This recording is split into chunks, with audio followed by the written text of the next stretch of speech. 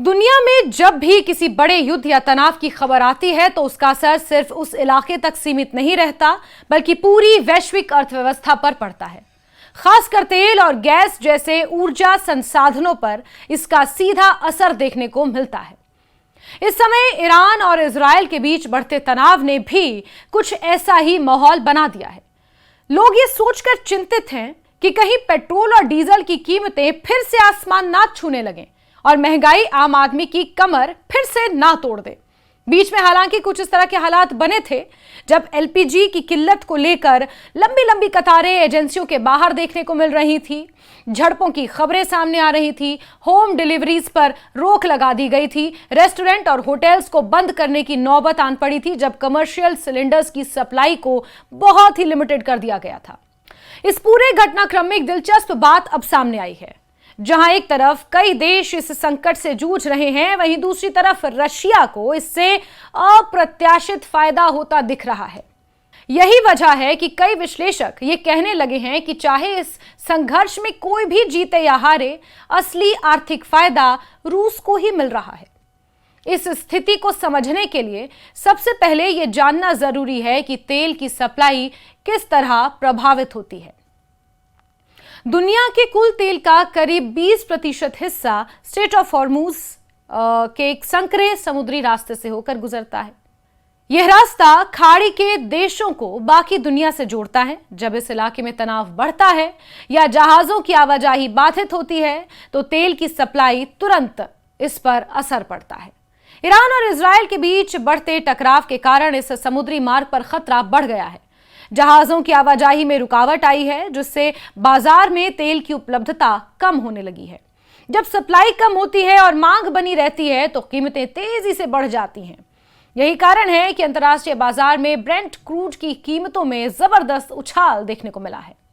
तेल की कीमतें बढ़ने का असर हर देश पर पड़ता है, लेकिन खासकर उन देशों पर ज्यादा असर होता है जो अपनी जरूरत का तेल आयात करते हैं, यानी कि इंपोर्ट करते हैं, जैसे कि भारत। और भारत भी उनमें से एक है जो लगभग 80 से 85 अपनी जरूरत का कच्चा तेल इंपोर्ट करता है। यहां पेट्रोल और डीजल की कीमतें सीधे अंतर्राष्ट्रीय बाजार से प्रभावित होती हैं। इसीलिए जैसे ही वैश्विक स्तर पर कीमतें बढ़ती हैं, वैसे ही भारत में भी महंगाई का दबाव बढ़ जाता है।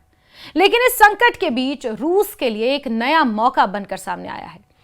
कुछ समय पहले तक हालात बिल्कुल अलग थे। रशिया यूक्रेन वॉर के कारण अमेरिका और यूरोपीय देशों ने कड़े आर्थिक प्रतिबंध लगा रखे थे। इन प्रतिबंधों के चलते रूस का तेल अंतर्राष्ट्रीय बाजार में आसानी से नहीं मिल पा रहा था। कई जहाजों में तेल लदा हुआ था, लेकिन खरीदार कम थे। अब परिस्थितियां बदल चुकी हैं। जैसे ही मध्य पूर्व में संकट बढ़ा और तेल की सप्लाई बाधित हुई, वैसे ही बाजार को नए स्रोतों की जरूरत पड़ने लगी। ऐसे में रूस का तेल, जो पहले प्रतिबंधों के कारण नजरअंदाज किया जा रहा था, अब एक जरूरी विकल्प बन गया है। यही वजह है कि रूसी तेल की मांग अचानक बढ़ गई है।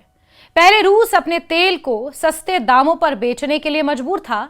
उसका यूराल्ड क्रूड अंतर्राष्ट्रीय कीमतों से काफी कम पर बिकता था, लेकिन अब हालात ऐसे बन गए हैं कि वही तेल बेहतर कीमतों पर बिकने लगा है।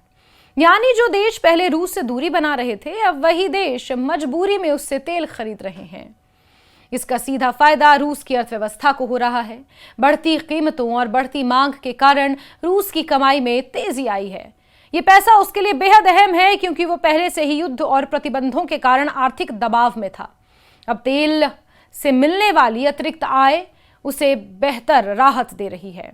इस पूरे मामले में व्लादिमीर पुतिन की रणनीति भी अहम मानी जा रही है। उन्होंने पहले ही यह समझ लिया था कि ऊर्जा संसाधन रूस की सबसे बड़ी ताकत है। इसलिए उन्होंने नए बाजारों की तलाश शुरू कर दी थी, खासकर एशिया में। यही वजह है कि आज रूस अपने तेल और गैस को एशियाई देशों की ओर मोड़ने में सफल हो रहा है। भारत का उदाहरण इसमें सबसे अहम है। भारत ने इस पूरे संकट के दौरान व्यावहारिक रुख अपनाया है। उसने राजनीतिक दबावों से हटकर अपनी ऊर्जा जरूरतों को प्राथमिकता दी है। जब पश्चिम एशिया से सप्लाई प्रभावित हुई तो भारत ने तेजी से रूसी तेल की खरीद बढ़ा दी। इसका एक फायदा यह हुआ कि भारत को अपेक्षाकृत, यानी कि कंपैरेटिवली सस्ता तेल मिल गया, जिससे घरेलू बाजार में कीमतों को कुछ हद तक नियंत्रित रखने में मदद मिली।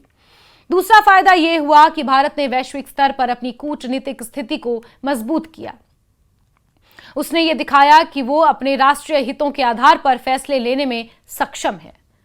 दिलचस्प बात यह है कि इस बार अमेरिका ने भी भारत की इस नीति का खुलकर विरोध नहीं किया।